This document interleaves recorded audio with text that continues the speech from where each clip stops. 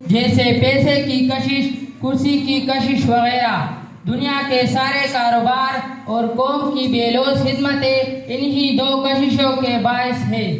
کشش ثقل یہ نیوٹن نے دریافت کی تھی، غالباً اس سے پہلے نہیں ہوتی تھی۔ نیوٹن اس سے درختوں سے سیب گرایا کرتا تھا اور ہم آج کل سیڑھیوں پر چڑھ کر توڑ لیتے ہیں۔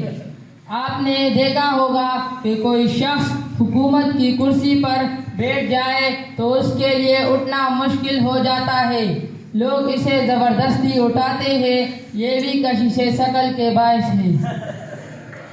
کشش انابیب شعری۔ انابیب ان کی جمع ہے، یہ عربی زبان کا لفظ ہے جس کے معنی ہمیں نہیں آتے۔ کشش کے معنی کشش، شعری کا مطلب شعری۔